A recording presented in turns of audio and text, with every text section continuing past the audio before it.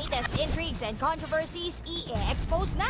Eksklusibo mula sa report ni Reggie Bunoan. Vice ganda versus Jessica Soho. Joke ni Vice hindi raw nagustuhan ng veteranang broadcaster. Matapos pumutok ang issue ng di umano'y pag-aawol ng unkabagable host, heto't panibagong issue na naman ang kinakaharap ni Vice kaugnay sa biro nito sa Vice President ng GMA News and Public Affairs na si Miss Jessica Soho. Ayon mismo sa source ng ating kapatid na si Reggie, ay ongoing pa lang daw ang concert ng komedyante ay nakatanggap na raw sila ng text message na nagsasabing na-offend daw ang broadcaster sa joke ni Vice. Kaya naman nagulat daw sila na ngayon lamang ito pumutok. And we hope pinag-isipang mabuti kung paano titirahin si Vice kasi orchestrated, tinira sa radio, tapos sabay-sabay nag-tweet ang reporters nila.